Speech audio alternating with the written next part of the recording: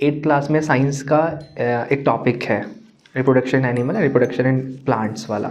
Towards girls boys attract क्यों हो रहे हैं, इसको फिर मजाक बना देंगे टीचर की। बस आप आ जाते हैं, शर्मा जी के बेटे ने वो करा है, उन्होंने ये करा है, कंपैरिजन आप करने लग जाते हैं। एक्सपेक्टेशंस आपके पास है, अपने पास रखिए प्लीज़, उसको बार बार बच्चे को मत बताइए। मानस, अगर मैं आपको बोलूँ कि हाँ पेरेंट्स ने बोला है सच है, हमेशा नहीं होता। छोटा बच्चा है, खाना नहीं खा रहा है, उसकी मदर कहेगी कि फ़ोन दे देगी, ले फ़ोन में यूट्यूब देख, खाना खाता रहे। और अब जब मुझे अपॉर्चुनिटी मिली स्कूल की तरफ से 10th क्लास की CBSE बोर्ड की इवैल्यूएशन करने के लिए, तो जब मैं चेक कर रहा था कॉपीज, तब मुझे ध्यान आया कि मैम आपने कहा था 10वीं नहीं निकाल सकता, मैं 10वीं के पेपर चेक कर रहा हूँ बोला। मैं ये मानता हूँ अगर बच्चा सब्जेक्ट से नफरत कर रहा है तो ये टीचर का फॉल्ट है ना। हम एज अ टीचर बच्चे कुछ कह सकते हैं ना, एज अ पेरेंट्स हम बच्चे कुछ कह सकते हैं, वो हमें कह सकते हैं, तो हम धोखा हुआ है हमारे साथ। अब मैं बोलूँ भी मैं 10th में 11th में इतनी % लेकर आया, किस काम के हैं वो, मैं कहाँ दिखा रहा हूँ उसको। जितना प्रॉब्लम पेरेंट्स को इस बात से नहीं है कि आप क्या कर रहे हो, उससे ज़्यादा प्रॉब्लम उनको इस बात से है कि आप क्या कर रहे हो इस बारे में फलाना बंदा क्या सोचेगा। तो आप एक काम करो, अपने बच्चों को भेज दो हिमालय पे, उन लोगों को ले आओ, वो लोग आपको देखेंगे ना आगे जाके।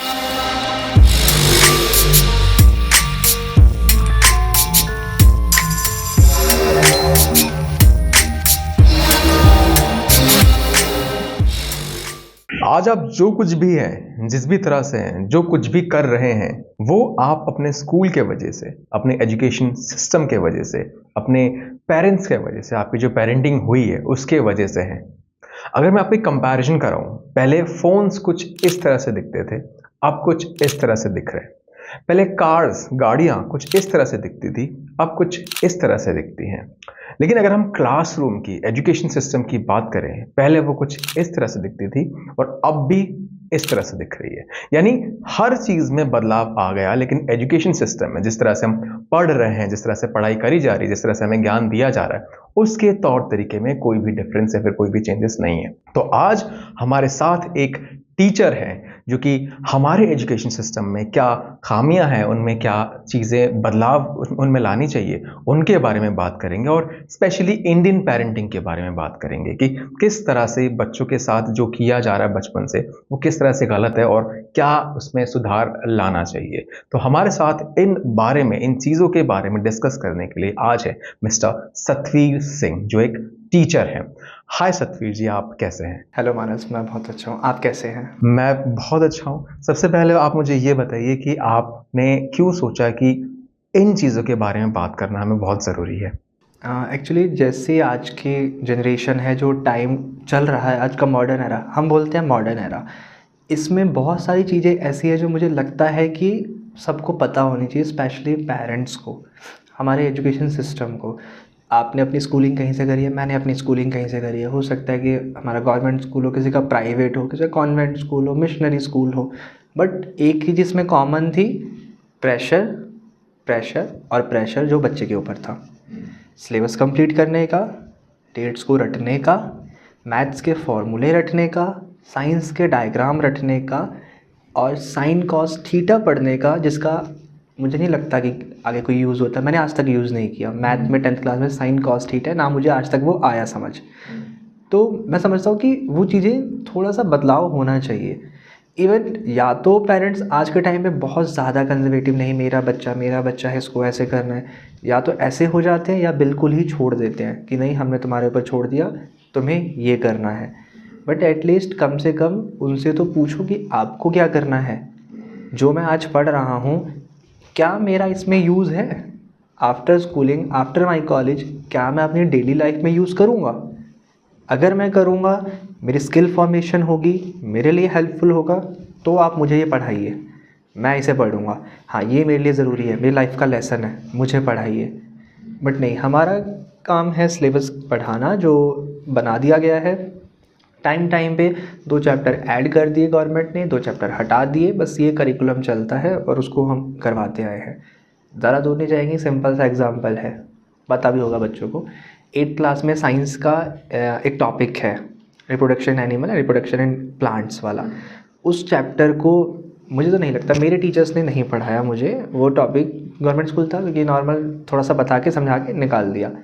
अब वो डायग्राम जो बने हुए हैं, अगर वो बुक में है, मतलब उसका कुछ मीनिंग है उसका, मतलब बच्चे को पता होना चाहिए, बट वो डायग्राम्स नहीं समझाए जाते, प्रॉपर तरीके से नहीं बताया जाता कि भाई ये वो सिस्टम है, ये इस तरीके से होता है, ये मेंसुरेशन साइकिल होता है, इस तरीके से चीज़ें होंगी, ऐसे बदलाव होंगे, वो ज़रूरी है, वो चेंजेस हुए थे इसीलिए आप लोग यहाँ पे हो, आपके अंदर वो चेंजेस होंगे तब आपकी नेक्स्ट जनरेशन आएगी। मुझे ये भी लगता है कि इन बिहेवियर के वजह से बच्चों के सोचने के तरीके में भी फ़र्क आता है। फॉर एग्ज़ाम्पल, आपके चैप्टर में कोई चीज़ है, टीचर उससे बच के भाग रहा है, उसको सही से पढ़ा नहीं रहा है, और जिस चीज़ से टीचर भाग रहा है, बच्चों के दिमाग में कहीं न कहीं चलता है कि यार ये क्या चीज़ है? टीचर भाग क्यों रहा है? भाग क्यों रहा है? कुछ तो गलत है। तो उसको वो एक टैबू उस तरीके में ले रहा है कि कुछ ऐसी चीज़ें जिसको हमें डिस्कस नहीं करना चाहिए या फिर छुपा के रखना चाहिए। हाँ, ये है।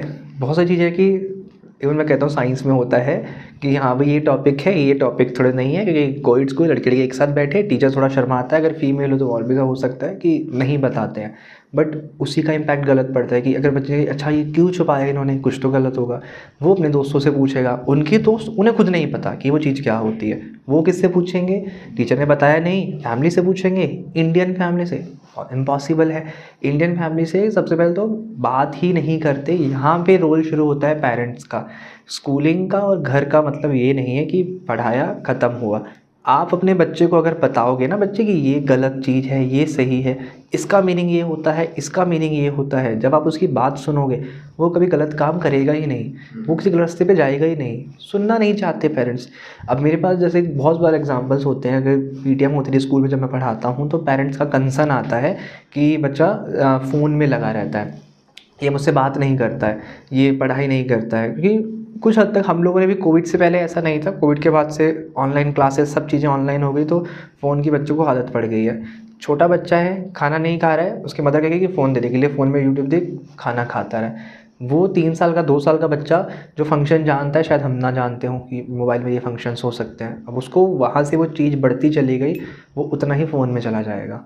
उस कंडीशन में क्या चाहिए कि पेरेंट्स बच्चे से बात करें। अब वो मुझे बोलते हैं कि भाई मेरा बच्चा है, मुझसे बात नहीं करता और ये फ़ोन में लगा रहता है ना, इसके पढ़ाई में उतने अच्छे ग्रेड्स आ रहे हैं। तो मैंने मुझे पूछा, मैं कि सर आप करते क्या हैं? वो कह रहे कि मैं जॉब करता हूँ, मॉर्निंग निकल जाता हूँ, गुड़गांव जाता हूँ और शाम को मैं रात को 7-8 बजे तक आता हूँ। मदर नहीं है बच्चे की, बच्चा अकेला है, अब वो क्या करेगा? फ़ोन चलाएगा। मैं कहा सर आप इससे बात करते हैं, आप इससे बैठ के अभी पूछते हैं कि बता क्या हुआ, तेरा दिन कैसा गया, तूने क्या चीज़ करी? नहीं पूछते। जब आप उससे बात नहीं करेंगे तो वो कैसे करेगा? बस आप आ जाते हैं, शर्मा जी के बेटे ने वो करा है, उन्होंने ये करा है, कंपैरिजन आप करने लग जाते हैं। सिबलिंग्स में कंपैरिजन होता है कि भाई तुम्हारी बहन अच्छा पढ़ रही है, तुम ऐसा नहीं पढ़ रहे, तुम्हारा छोटा भाई मार्क्स लेके आ रहा है, तुम लेके नहीं आ रहे हो। सेम तो नहीं है ना दोनों का दिमाग। हो सकता है बड़े भाई को पढ़ाई में इंटरेस्ट ना हो, उसको स्पोर्ट्स में इंटरेस्ट हो, और छोटे वाले को एजुकेशन में इंटरेस्ट है, वो पढ़ाई कर रहा है। तो पेरेंट्स को चाहिए कि दोनों को, कि जिस चीज़ में उनका इंटरेस्ट है उसको आगे बढ़ाए। हमारी पॉपुलेशन 135 करोड़ है, 150 करोड़ डॉक्यूमेंटेड, ओरिजिनल हमें नहीं पता क्योंकि पूरी जनगणना सही से हो नहीं पाती।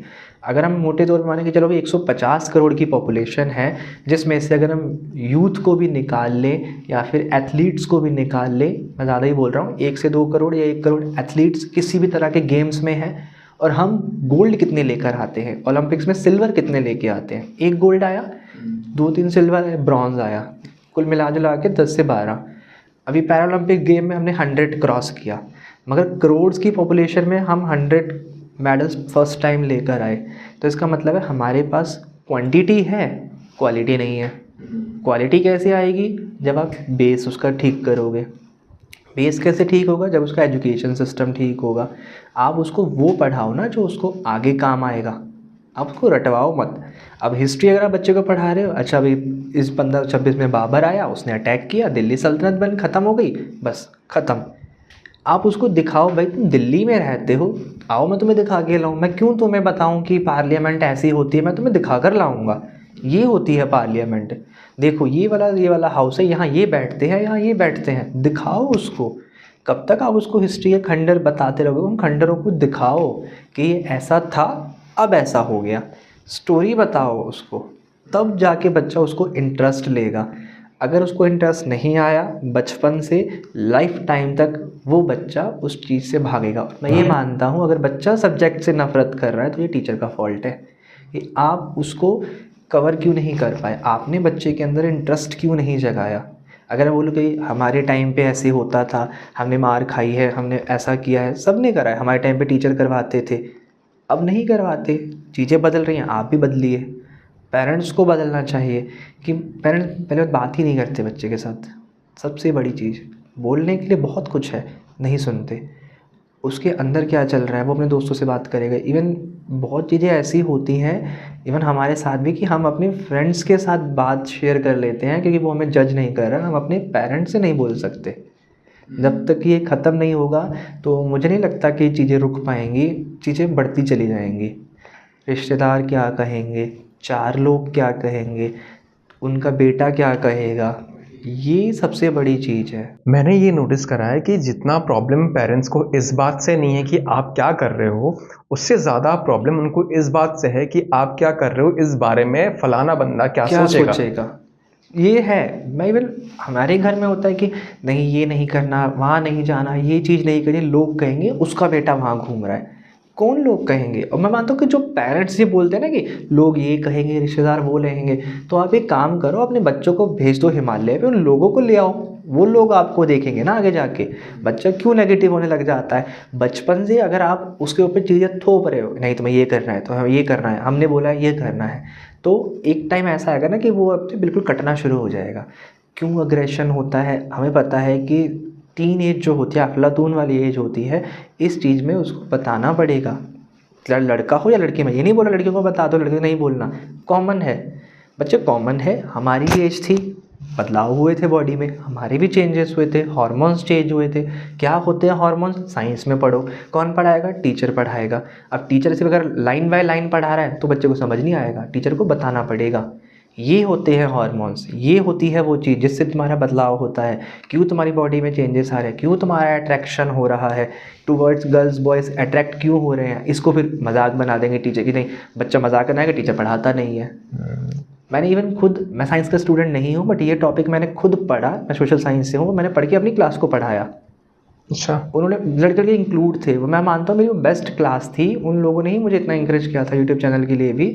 उनको मैंने ये टॉपिक पढ़ाया, डायग्राम बना के, भाई ये चीज़ ऐसे होती है, और उन्होंने उस चीज़ को सुना, समझा उस चीज़ को। मैं क्यों उनको भगाऊं कि नहीं ये चीज़ तो साइंस वालों की है, वो करवाएंगे, मेरे पास मत आना। टीचर का मतलब होता है, जो मैं मानता हूँ, टीच एनीथिंग। आपको नहीं आता, पढ़ के पढ़ाइए। आपने अगर ये फील्ड चुनी है ना, तो वो आप पेरेंट्स से ज़्यादा बच्चा आप पे भरोसा करके बैठा हुआ है। आप प्राइमरी विंग में जाते हैं, छोटे बच्चे क्या बोलते हैं, मम्मी ने बोला, वो नहीं सुनेंगे, मैम ने कहा था ऐसा होता है। वो मैम की ज़्यादा सुनते हैं, मम्मी की कम सुनते हैं। करेक्ट। तो उनको क्या, उन्होंने आपके ऊपर भरोसा कि भाई इनके ऊपर हमने छोड़ दिया, ये हमें करवाएंगे। तो यहाँ पे टीचर का भी रोल इम्पॉर्टेंट होता है, क्योंकि जब मैं खुद इस फील्ड में आया था तब मैंने इस चीज़ को महसूस किया। ना मैं अपने स्कूल में टॉपर था कि मैं बहुत टॉप कर रहा हूँ, फर्स्ट बेंच हूँ, मैं एवरेज था। सोशल साइंस के अलावा मुझे और कोई सब्जेक्ट ज़्यादा अच्छा नहीं आता था। इवन मैथ में मैं खुद खींच के पास हुआ हूँ, ये मैं मानता हूँ। ठीक है, वो चीज़ हुई है। पर जब खुद इस लाइन में आए तो पता लग रहा है उन चीज़ों का, नहीं बोल सकते। इवन कभी कभी टीचर्स कुछ ऐसी चीज़ें बोल भी देते हैं कि दिल पे लग जाती है। मेरी प्राइमरी टीचर थी, मैं नाम नहीं लूँगा, मैं थैंक यू बोलता हूँ उनको, बट प्राइमरी में राइटिंग अभी भी बहुत गंदी है, पहले भी गंदी थी, नहीं सुधर रही है, मैं कुछ नहीं कर सकता, कंप्यूटर का ज़माना है, कर लो जो करना है। तो क्या हुआ, उन्होंने मुझे 4th क्लास की बात है, उन्होंने मुझे बोला कि मेरा 3rd क्लास तक प्राइवेट स्कूल था, 4th से मैं गवर्नमेंट स्कूल में हूँ, हिंदी मीडियम। तो जब मैंने 4th क्लास में, क्योंकि EVS वगैरह होती चीज़ें सब हिंदी में बदल गई, इंग्लिश से हिंदी में आ गई, और राइटिंग मेरी थी ऐसी, तो मैंने जब लिखता था तो मुझे वो इस तरीके से बार बार उन्होंने मुझे टोका, ताना मारा, कभी बिठा के करवाया नहीं कि ऐसे सुधार, ये लिखेगा तो ऐसे बनेगा। जो मदर टीचर क्यों कहा जाता है प्राइमरी विंग को, क्योंकि वो मदर है बच्चे की।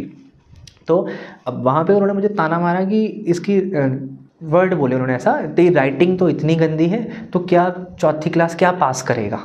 ये उन्होंने बोला, तो 10वीं भी नहीं निकाल सकता। तो ये उन्होंने मुझे बोला कि तेरी राइटिंग इतनी है तो 10वीं भी नहीं निकाल पाएगा, तो इस हिसाब से जैसे तेरी राइटिंग है। और अब जब मुझे अपॉर्चुनिटी मिली स्कूल की तरफ से 10th क्लास की CBSE बोर्ड की इवैल्यूएशन करने के लिए। तो जब मैं चेक कर रहा था कॉपीज, तब मुझे ध्यान आया, मैं कहा मैम आपने कहा था 10वीं नहीं निकाल सकता, मैं 10वीं के पेपर चेक कर रहा हूँ बोर्ड के। पेपर चेक कर रहा हूँ। तो मुझे लगा कि वो मेरा बेस्ट मोमेंट था कि हाँ अच्छा हुआ आपने ताना मार दिया। बट मैंने कहा मैम राइटिंग मेरी अभी भी नहीं ठीक हुई। मैंने सोचा वो अभी भी ठीक नहीं हुई और शायद होगी भी नहीं, पर मुझे एक्सेप्टेबल है। सेम ऐसे ही अगर बच्चे को लगता है हाँ मुझे ये नहीं आ रहा है और मैं मत्था नहीं मार सकता, तो एक्सेप्ट कर लो। क्यों तुम्हें भाई आइंस्टाइन बनना है, क्यों तुम्हें बच्चे को आइंस्टीन बनाना है कि ओवरऑल डेवलपमेंट हो जाए। अगर उसको हिंदी या इंग्लिश पसंद है, लिटरेचर पसंद है, उसको लिटरेचर में टॉप करने दो। बाकी सब्जेक्ट उसको बोलो बच्चे बाकी सब्जेक्ट भी इंपॉर्टेंट है, इतना पढ़ कि तो उसमें पास हो जाए, हमें तेरी मार्कशीट से मतलब नहीं है। अगर पेरेंट्स ये बोल देना कि हमें तेरी मार्कशीट से मतलब नहीं, तेरी नॉलेज से, तेरी खुशी से मतलब है, मैं समझता हूँ एजुकेशन सिस्टम आधा तो अपने आप सुधर जाएगा। अगर बच्चे एक्सपेक्टेशन दूसरा कहीं एग्जाम्पल मैंने सुना था, हम स्कूल में हमने इतनी सारी पढ़ाई करी, ठीक है, अभी मैं अपने प्रोफेशन की बात करूँ, professionally I am a fitness coach, दूसरा मैं कंटेंट क्रिएशन कर रहा हूँ। स्कूल में कहाँ मुझे पढ़ाया गया है कि माइक ये होता है बेटा, साउंड ये होता है, लाइटिंग इस एंगल से होनी चाहिए, कुछ भी नहीं पढ़ा। कहने का मतलब है कि कई चीज़ें ऐसी होती हैं जो आप पढ़ते हैं फ्यूचर में कोई काम नहीं आना नहीं होता है, आया होता, और जो काम आ रहा होता है उसके बारे में स्कूल में बात नहीं करते। हमने बच्चों को बताया कि देखो ये लेजिस्लेचर होती है, ये असेंबली होती है, ये इलेक्शन होते हैं, ख़त्म, रटवा दिया, आर्टिकल लिखवा दिए। मैं बेस करता हूँ लर्निंग बाय डूइंग पे फोकस करता हूँ, जितना मेरी तरफ से हो पाता है कि उनको एक्टिविटी करवा के उनसे करवाऊँ। रिसेंट में अभी चुनाव का माहौल चल रहा था, इलेक्शन प्रोसेस चल रहा था, बहुत हपड़ा भी क्या चल रहा है। मैंने अपने प्रोजेक्ट के लिए यूट्यूब से लर्न करके सीख के EVM मशीन बनाई थी, मैं फ़ोटो दिखाऊंगा आपको। खुद से बनाई मैंने, वर्किंग मॉडल। वैसा नहीं कि पर्ची निकल आएगी, वैसा नहीं था, बट ऐसा था कि मैंने उसमें लाइट लगाई, बटन लगाए, मैंने लिखा पार्टी ABCD, बीच में लिखा EVM और उसके अंदर सेल लगा दिया। अब 4 बटन प्रेस करे, अब बच्चा, मैंने बोला कि तुम्हारे इलेक्शन करवाऊँगा मैं, तुम्हारी क्लास इतने लोगों की है, हाफ कर लो, हाफ हो गए, हाफ से एक ज़्यादा जिसको मिल जाएगा वो पार्टी गवर्नमेंट बना लेगी। समझाने के लिए कि तुम्हारी 40 बच्चे की क्लास है, 21 जिसको पार्टी को मिल गए, 21 स्टूडेंट जिसके सपोर्ट में आ गए, वो मॉनिटर बनेगा, उसका लीडर, एग्जाम्पल के लिए। उनको मैंने बनाया, बेंचेस लगवाई, मैंने पूरा भारत सरकार की इस तरीके से बोर्ड बनाया, वहाँ EVM रखी अलग टेबल पे, 2 बच्चों को यहाँ बिठाया, एक उनकी लिस्ट में नाम देख रहा था, एक मार्कर से निशान लगा रहा था, जो हम ऐसा लगाते हैं निशान, एक मार्कर से, वो लड़ रहे हैं मार्कर से निशान मैं लगाऊंगा 6-7 क्लास के बच्चे। मैं कहा एक मार्कर से निशान लगाएगा, वो जाएगा पीछे, बटन प्रेस करेगा, 2 आवाज़ आएगी, मैं सिर्फ एक बार प्रेस करना, आवाज़ आ गई। अब छोटी छोटी पर्ची मैंने वहाँ रख दी कि पर्ची पे पार्टी ABC जो है लिख के बॉक्स में डाल दो। बॉक्स के ऊपर मैंने आर्टिकल लिख दिया कि article 324 election commission of India, जहाँ से ज़्यादा एजुकेशन गेन हो। अब ये एक्टिविटी करी, सब आए, बारी बारी आए, इवन मैंने उनके वोटर कार्ड भी बनाए सैंपल वाले, कि छोटा सा पेपर काटा, अपनी फ़ोटो लेकर आओ, सेक्शन वाइज उनका नंबर दे दिया, लाइन लगे ऐसे खड़े हैं, लाइन लगा के, मैं कहा चलो फ़ोटो खींच रहा हूँ सामने दे दूँ। तो वो लाइन लगा के खड़े हैं, वोटर कार्ड की वोट देने जा रहे हैं हम, उनको मैंने करवाया, वोट देकर आए। फिर मैंने कहा काउंटिंग करी मैंने उसके, मैं कहा देखो पार्टी A और B है, इनको मिल गया, ये गवर्नमेंट बन गई।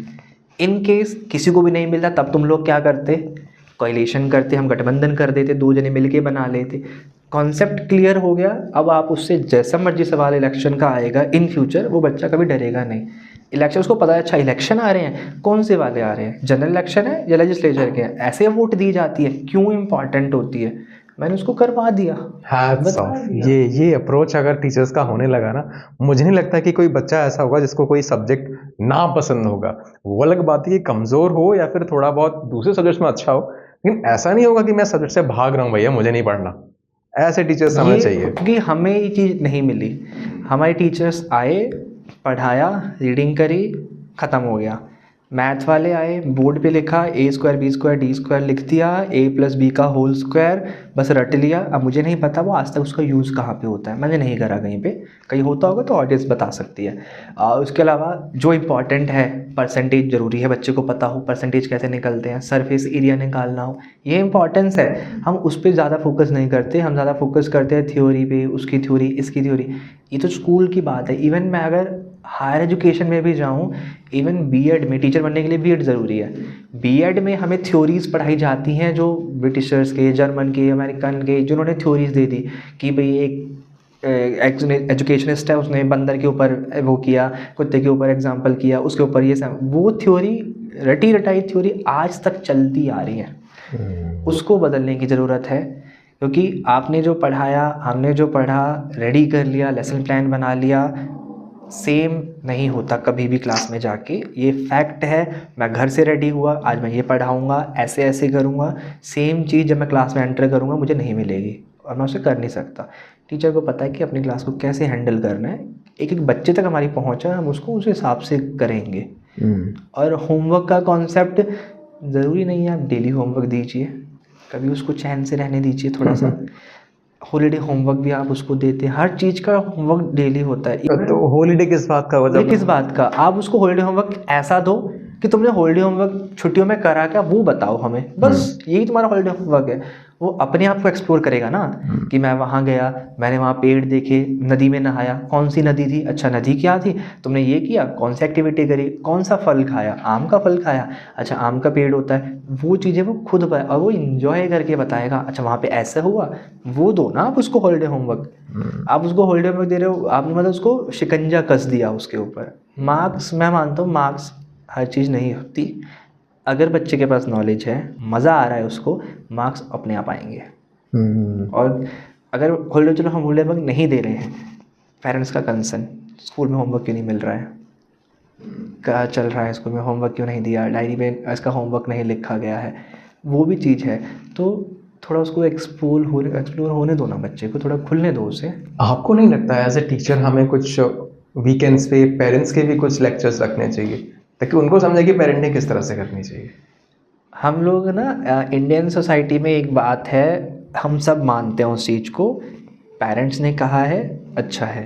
पंजाबी में कहावत है कि माँ प्यो दियाँ गालां दुध की ओदियाँ नालां, कि मतलब अगर वो डांट रहे हैं ना आपको, तो वो ये समझो कि माँ प्यो जी जो गालां वो गाली दे रहे हैं आपको, डांट रहे हैं, तो वो दूध की ओदियाँ नालां, मतलब दूध घी की नालियाँ हैं, वो तुम्हारे लिए अच्छा है।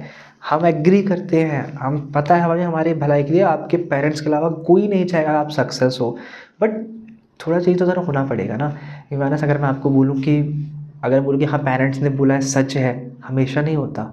कभी कभी पेरेंट्स ऐसी बात बोल देते हैं कि बच्चे के मन में बैठ जाती है। छोटे बच्चे का माइंड कैसा होता है कि 3 साल से 13 साल तक का अगर बच्चा है, उसको बोला था कि वाइट बोर्ड है, जो आप उस पर लिख दोगे ना, वो चीज़ उसकी परमानेंट लाइफ टाइम तक चलेगी। अब छोटे बच्चे को आप समझो कि बच्चा है तो क्या ही फ़र्क पड़ेगा, कुछ भी बोल दोगे आप उसे, बट हमें नहीं पता कि उसके दिमाग में बात बैठ गई हो, वो लाइफ टाइम तक उस चीज़ को सोचेगा। तो ये इंडियन पेरेंट्स को थोड़ा सा समझना पड़ेगा। ये मैं समझता हूँ कि थोड़ा उनको होना चाहिए कि क्या वर्ड्स हम यूज़ करें, कैसे करें, हम ये चीज़ बोलें या ना बोलें, क्या इम्पैक्ट पड़ेगा। यहाँ से अगर चीज़ें बदलना शुरू हुई तो ऑटोमेटिकली चीज़ें बदलना शुरू हो जाएंगी। एज अ टीचर आपको क्या लगता है कि इन चीज़ों में आपको अगर फ्रीडम मिल गया तो शायद आप टीचिंग को और इम्प्रूव कर सकते हैं अपने साइड से? तो जो करिकुलम सेट है, जो चैप्टर्स, सब चीज़, जो चीज़ें अभी चल रही हैं एजुकेशन सिस्टम में, एनसीईआरटी बेस्ट बुक्स है, मैं नहीं ऐसा बोलता, सारी बुक्स बेस्ट हैं।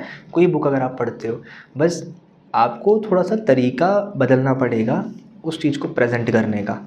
तो पहले तो तरीका बदले, वर्कलोड कम होगी हर चीज़ की वजह से, हम कि तुम ये बनाओ, ये फाइल बनाओ, ऐसा बनाओ, होमवर्क भर भर के, वो मुझे लगता है थोड़ा लोड कम करना पड़ेगा बच्चे पे, ताकि वो अपने लिए भी, क्योंकि अब देखिए नॉर्मल क्या होता है, बच्चा स्कूल से आया 2:30-3 बजे तक स्कूल से आता है, थोड़ी देर बैठेगा, खाना खाएगा, 4 बजे से ट्यूशन चला जाएगा, 6-7 बजे वो ट्यूशन से आएगा, आके खाना खाएगा, टीवी देखेगा, घर वाले सुला देंगे, सुबह स्कूल जाना है। उसकी ये लाइफ हो चुकी है। उसने अपने आप को एक्सपोजर कब दिया? अगर नहीं देगा तो उसका माइंड वैसा ही काम करेगा। तो उसको थोड़ा सा फ्रीडम मिलनी चाहिए। मैंने एक बुक में पढ़ा था कि अगर आपको क्रिएटिव थिंकिंग करनी है, अगर अच्छा कुछ सोचना है, कुछ अच्छा करना है, तो उसके लिए आपको ब्रेन लगता है, थिंकिंग वर्क लगता है। अगर वो थिंकिंग वर्क आप अपने डेली रूटीन में लगा रहे हो तो आपके पास इनफ स्पेस बचता नहीं है सोचने के लिए। तो आपकी जो डेली की रूटीन है उसको ऑटोमेटिक कर दो, यानी बिना सोचे समझे आप कर पाओ। फॉर एग्जाम्पल, आप सुबह उठते हो, आपको सोचना नहीं पड़ता कि यार मुझे ब्रश करना है या फिर मुझे इस तरह से ब्रश करना है, वो ऑटोमेटिक हो गई है, ताकि आप ब्रश करते करते दूसरी चीजें भी सोच सको, है ना। तो इस तरह से भी स्टूडेंट्स का जो रूटीन है उसको भी थोड़ा अगर हम चेंज करें, उनको इनफ स्पेस दें सोचने के लिए, क्रिएटिव थिंकिंग करने के लिए, मुझे लगता है कि वो ज़्यादा बेटर होगा। और वो शायद आप यही बताने की कोशिश वो कर रहे ज़्यादा बेटर। अभी वर्ल्ड में अगर हम देखते हैं तो फिनलैंड का एजुकेशन सिस्टम सबसे बेस्ट माना जाता है। फिनलैंड के एजुकेशन सिस्टम में क्या है कि 3rd 4th 5th क्लास तक कोई बुक्स नहीं है, कोई होमवर्क नहीं है, बच्चा स्कूल जाता है, बस जो करना है करो। क्रिएटिव थिंग्स आपको लगता है अच्छा मैं ये कर सकता हूँ, खिलौने या सब चीज़ें हैं, अपना दिमाग चलाओ, बनाओ कुछ नया चीज़ उससे। तो वो जो मुझे लगता है ना, और हम लोग क्या करते हैं मोस्टली जगह, फर्स्ट क्लास से ही बच्चों के टेस्ट, एग्ज़ाम, मार्च हो गए, उसका रिज़ल्ट आया, वो फर्स्ट क्लास में है, उसको क्या पता मार्क्स के बारे में, उसके रिजल्ट का उसको क्या मिलेगा, अच्छा बच्चे के अच्छे नंबर आए हैं, तुम्हारे अच्छे नंबर आए हैं, उसके कम आए, कंपैरिजन तो हमने वहीं से शुरू कर दिया। फर्स्ट क्लास में तो यूनिट टेस्ट लेना, एग्ज़ाम लेना मैटर करता ही नहीं। इवन थर्ड क्लास तक आप एग्ज़ाम्स मत लो, लर्निंग बाय डूइंग करवाओ, उनको बताओ ये चीज़ ऐसे होती है, इसका ये मीनिंग होता है। वो क्वेश्चन पूछता है बच्चा वहाँ पे, और अगर बच्चा क्वेश्चन पूछ रहा है तो ये टीचर की ड्यूटी है कि उसके हर क्वेश्चन का, हर क्यों का जवाब उसको दे। ये ना कि अच्छा बाद में बताएंगे, बाद में बताना है तो बाद में भी बताइए, वरना अगर उसका वो चीज़ वहाँ दब गई ना तो पूछेगा नहीं। 3 चीज़ों में मैं अपने बच्चों को बोलता हूँ, कभी मत शर्माना। एक तो खाना खाते टाइम में नहीं शर्माना चाहिए। आप अपने लिए खा रहे हो, लोगों को दिखाने के लिए नहीं खा रहे हो कि हाथ से खा रहे हैं, ज़्यादा खा रहे हैं, कम खा रहे हैं, भाड़ में गई दुनिया। दूसरा, डांस करते टाइम आपको मज़ा आ रहा है, आपका अगर डिप्रेशन में 5 मिनट आप डांस कर लो, आपका डिप्रेशन आपको नहीं पता कहाँ चला गया, आपकी बॉडी का मूवमेंट हो जाएगा। लोग देख रहे हैं, देखने दो, फेमस हो जाओगे, ज़्यादा कमा भी लोगे, फेमस वायरल हो गए तो डांस करते टाइम। थर्ड चीज़, पढ़ाई करते टाइम। 40 बच्चों की, 100 बच्चों की क्लास है, मेरे पास अजीब ऊट पटांग सवाल आ रहा है, आप पूछो। ये मत सोचो कि वो 99 बोलेंगे क्या सवाल पूछ लिया इसने। आप पूछो उस टाइम पे, क्योंकि आप अपने लिए पढ़ रहे हो, अपनी नॉलेज के लिए पढ़ रहे हो। आपने वहाँ पूछा, आंसर दिया, आपका डाउट क्लियर हो, आपको लाइफ टाइम डाउट नहीं आएगा। आप उस समय बैठ गए ना वहाँ पे, तो आप कभी क्वेश्चन नहीं पूछ पाओगे, आपको वही चीज़ हो जाएगी और आगे चलती रहेगी।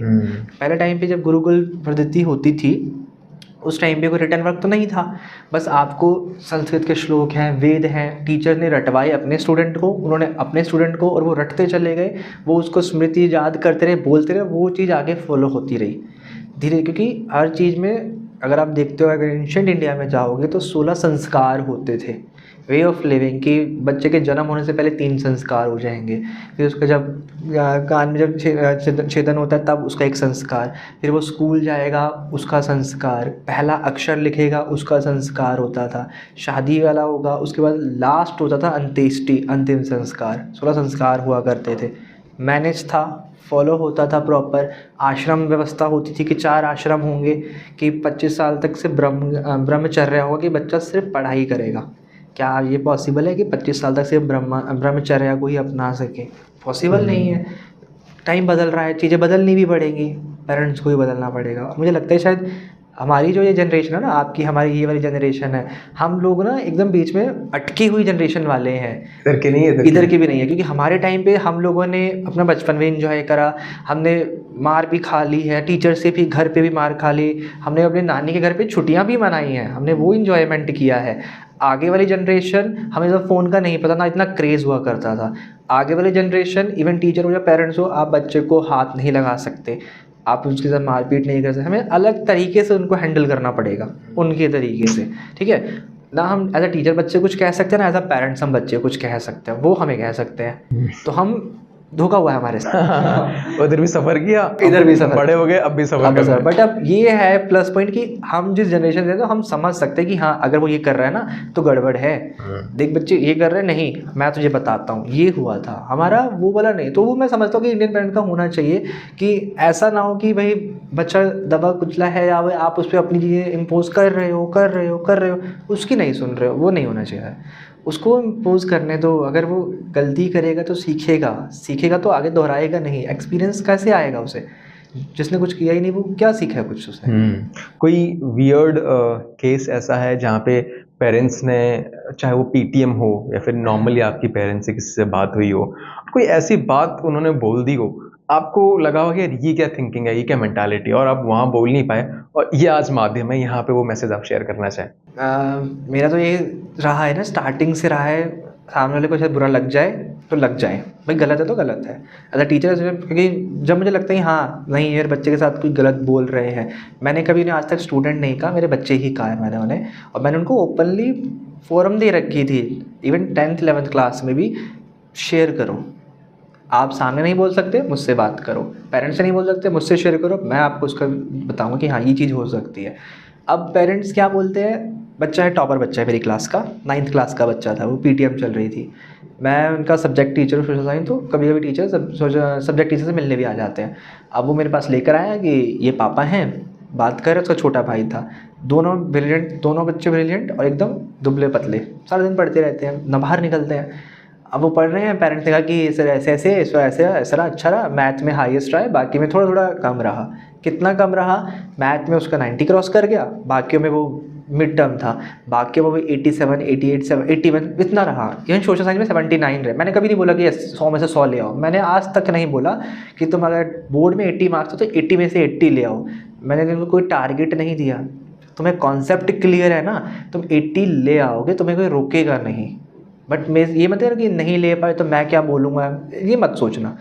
अब वो आए कह रहे सर सब में अच्छा किया है, बस एसएसटी में थोड़ा पीछे रह गया। मैं कहा सर 79 अच्छा स्कोर तो है। नहीं, हमें इससे ज़्यादा उम्मीद थी कि ये इस बार 90 क्रॉस करेगा, टॉप करेगा। छोटे भाई को देखो, सिर्फ वो 5th क्लास में है, छोटे भाई को देखो कितने अच्छे स्कोर करके लाया है, 96% लेकर आया है। और इसको मैं बोलता हूँ पढ़ने के लिए, करके नहीं लाया। उस बच्चे को मैं जानता हूँ, वो इवन कभी घर से बाहर नहीं निकलता, 2-2 ट्यूशन्स जाता है। इवन क्लास में वो सिर्फ क्वेश्चन पूछेगा या पढ़ते हुए मुझे नज़र आएगा, कभी वो एक्स्ट्रा करिकुलम एक्टिविटीज़ में नहीं जाता। 1.5 साल से मैं उसे देख रहा हूँ। तब मैंने उन दोनों बच्चों को बाहर भेजा। मैं कहा आप दोनों बाहर जाओ, मैं बात करनी है आपके पापा से। मैं कहा सर क्या चाहिए आपको, जान लेनी है बच्चे की अब? मैं कहा वो उसको हालत देख रहे हो कितना, वो उसका चेहरा ऐसे डाउन है। मैं कहा वो इस चीज़ का प्रेशर ले रहा है इस टाइम पे, अभी वो 9th में आगे बोर्ड में जाएगा। मैं कहा 9th में आप इसको ये बोलो, 10th में तो आप उसको जीना हराम कर दोगे फिर, कि वो लेकर आ गया, तुम्हारा क्यों नहीं आया?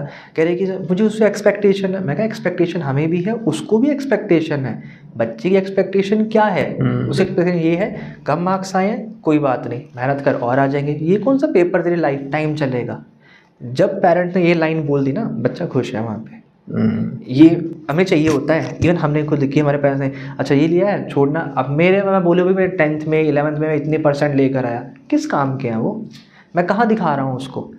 मैं स्कूल टाइम पे 99 नंबर लेके आया, 100 में से 98 लेकर आया, किसी काम के हैं? आप किसी भी जॉब इंटरव्यू में जा रहे हो या फिर फ्यूचर में कुछ भी कर रहे हो, कोई पूछता भी नहीं अभी, नहीं पूछता। आप ग्रेजुएट हो ठीक है, इवन यूपीएससी तक का एग्जाम सबसे टफेस्ट एग्जाम है, वो आपसे परसेंटेज नहीं मांगता कभी। आप ग्रेजुएट हो ठीक है, 2 एग्जाम कट से क्लियर कर लो इसको। और सेम यूपीएससी वाला पर्सन जो पढ़ रहा है, इतनी चीज़ें मैंने भी तैयारी की थी, इतना वो पढ़ रहा है, क्या वो उसको आगे जाके इम्प्लीमेंट करेगा? क्या वो पढ़ाएगा? कलेक्टर नहीं पढ़ा रहा ना, वहाँ पे गवर्नमेंट वो आपको चेक किया जाता है कितना प्रेशर झेल सकते हो तुम। इतना हार्ड क्यों बनाया जाता है कि तुम इतना प्रेशर झेल सकते हो, इतनी चीज़ें तुम कर सकते हो, कल को ऐसी सिचुएशन आ जाएगी तुम उसको संभाल लोगे। बट एक टीचर की लाइफ क्या होती है, पहले भी पढ़ रहा था, अब भी पढ़ रहा है, मरते दम तक पढ़ता रहेगा, बदलता रहेगा अपने आप को, अपने बच्चों के लिए। मॉडर्नाइजेशन हो गया। कोविड में बहुत सारे टीचर्स ऐसे थे जिनको टेक्नोलॉजी नहीं पता थी, ऑनलाइन क्लासेस कैसे लेनी है। वो पुराने टीचर्स हैं, प्रॉब्लम हुई उनको, बट वो सीखे, रात को पढ़ के दिन में हम पढ़ा रहे हैं इनके लिए, ताकि ये कुछ गेन कर पाए। और बच्चों को भी ये चाहिए इस चीज़ का कि वो भी सपोर्ट करें अपने टीचर्स को।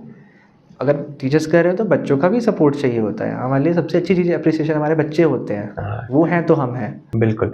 सतवीर जी, हम इस वीडियो की एंड के तरफ आ गए हैं, तो वीडियो को ख़त्म करने से पहले मैं कुछ एंड नोट्स चाहता हूँ आपके तरफ से, कुछ कंक्लूजन के तौर पर, कि इतना बड़ा डिस्कशन हो गया। सो एंड में आप क्या बोलेंगे कि एजुकेशन सिस्टम में एग्जैक्टली पॉइंट वाइज कि ये बदलाव आने चाहिए और पेरेंटिंग में ये बदलाव आने चाहिए, without any big description. Education system में अगर बदलाव की बात हो तो सबसे पहला बदलाव तो मैं ये बोलूँगा कि आप होमवर्क कम करिए बच्चों को देना। दूसरी चीज़, हर टाइम उनको असेस करना बंद कर दीजिए, कि हर टाइम आप उनको असेसमेंट कर रहे हैं, मार्क्स दे रहे हैं, वो चीज़ कम कर दी जाए। थर्ड थिंग ये है कि कंपैरिजन करना बंद किया जाए। और फोर्थ थिंग, हमें लगता है कि हाँ ये इम्पॉर्टेंट है, उसको रखा जाए, जो इम्पॉर्टेंट नहीं है हटा दिया जाए। आप कम पढ़ाओ मगर क्वालिटी पढ़ाओ, बच्चे का माइंड। हमें लेबर क्लास पैदा नहीं करनी है, हमें यहाँ पे बिजनेसमैन भी करने हैं, जॉब सीकर ही नहीं ढूंढने हैं, जॉब गिवर भी चाहिए हमें। तो उसका माइंडसेट बनाओ वैसा। ये तो हो गया स्कूल का सिस्टम। पेरेंटिंग का सिस्टम आएगा, सेम थिंग, पेरेंट्स की भी कंपैरिजन करना सबसे पहले बंद किया जाए। दूसरी चीज़, उनसे बात करिए हमेशा। कम्युनिकेशन गैप अगर नहीं ख़त्म हो ना, ज़िंदगी भर रहेगा वो दिक्कत करेगा। थर्ड थिंग ये होती है, एक्सपेक्टेशंस आपके पास है, अपने पास रखिए प्लीज़, उसको बार बार बच्चे को मत बताइए। आपको पता है वो आपसे ज़्यादा एक्सपेक्ट सोच रहा कि उन्होंने ये बोला मैं इससे ज़्यादा करके दूंगा उनको, बट आपने बोला कि हमने ये सोचा था तो नहीं कर पाया, चलो छोड़ो, वो नहीं होना चाहिए।